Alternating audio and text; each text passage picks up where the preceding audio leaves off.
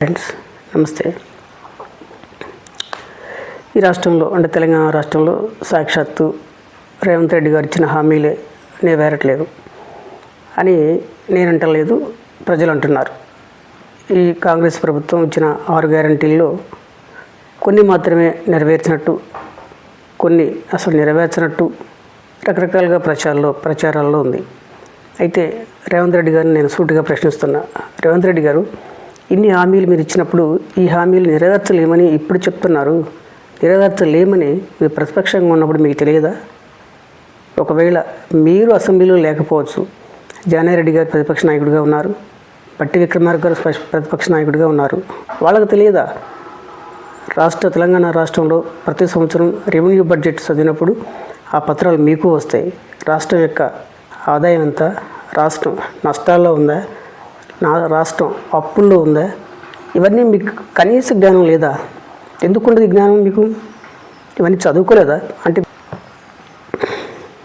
9.5 సంవత్సరాల్లో బీఆర్ఎస్ ప్రభుత్వం ప్రవేశపెట్టిన సంక్షేమ పథకాలప్పుడు లేదా బడ్జెట్ సమావేశాలప్పుడు బడ్జెట్ పత్రాలు వాళ్ళతో పాటు మీకు కూడా ఇస్తారు కదా. బడ్జెట్ పత్రాలు మీరు చదువుకోలేదా? బడ్జెట్ సమావేశాలప్పుడు మీరు లేరా? అయినప్పుడు రాష్ట్రం అప్పుల్లో ఉందా, నష్టాల్లో ఉందా అని మీకు తెలియదా?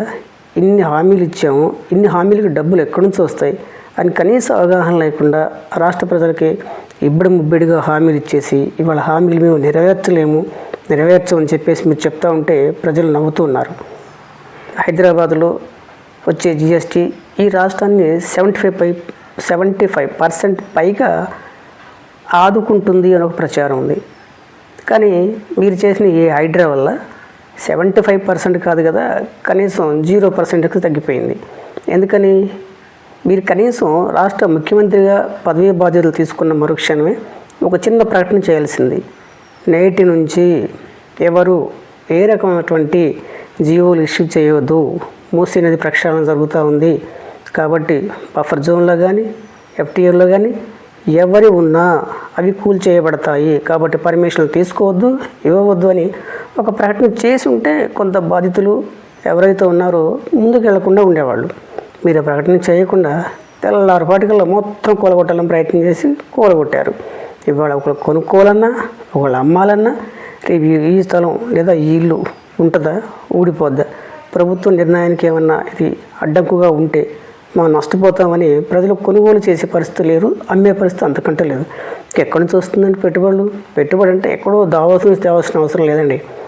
ఇక్కడ జరిగే అమ్మకాలు కొనుగోలు ద్వారా కూడా జిఎస్టీలు బ్రహ్మాండంగా వసూలైతే ఆ అమ్మకాలు కొనుగోలు వాళ్ళు చేయాలి అంటే వాళ్ళకి ఒక స్వేచ్ఛ రావాలి. స్వేచ్ఛ అంటే ప్రభుత్వం భరోసా ఇవ్వాలి ఏం కాదు అని.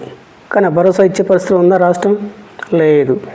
నిన్న కాక మొన్న ఎస్ఎల్బీసీలో ఒక మంత్రి అంటాడు నీళ్ళు వాటర్ కలిసిపోయినాయి అంటాడు. సరే, ఆయన పక్కన పెట్టిన సాక్షాత్తు ముఖ్యమంత్రి మీరే రేవంత్ రెడ్డి గారు మీ గురించే మాట్లాడేది. మీరేమంటున్నారు? ఎస్ఎల్బీసీ అప్పుడు మీరు అక్కడ విజిటింగ్కి వెళ్ళినప్పుడు విలేకరులు మీతో మాట్లాడాలని ప్రయత్నం చేస్తే మీరు ఏమన్నారు? He is the right person. ఏమిటండి he is the right person? మీరు లేనప్పుడు he is the right person, తను లేనప్పుడు ఆ శాఖకు సంబంధించిన అధికారి రైట్ పర్సన్. మీరు ఉన్నారు కదా, తన రైట్ పర్సన్ అవుతాడు అంటే ఎస్కేప్ అన్నమాట. అంటే కొంత ఇన్ఫర్మేషన్ తక్కువ ఉండొచ్చు మీకు, లేదా ఇన్ఫర్మేషన్ తెలుసుకునే ప్రయత్నం చేయలేకుండొచ్చు.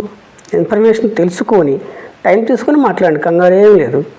అంతేగాని he is the right person అని సాక్షాత్తు ముఖ్యమంత్రి ఎస్కేప్ అవటం, లేకుంటే నీళ్ళు వాటర్ కలుస్తుందని చెప్పేసి కొంతమంది మంత్రులు మాట్లాడటం, మిమ్మల్ని చూసి మిగతా మంత్రులు, వాళ్ళని చూసి గ్రామ స్థాయిలో కూడా కాంగ్రెస్ పార్టీ ఆ విధంగా ఉంది. నష్టపోతారు, అంతకంటే చేసేది ఏం లేదు.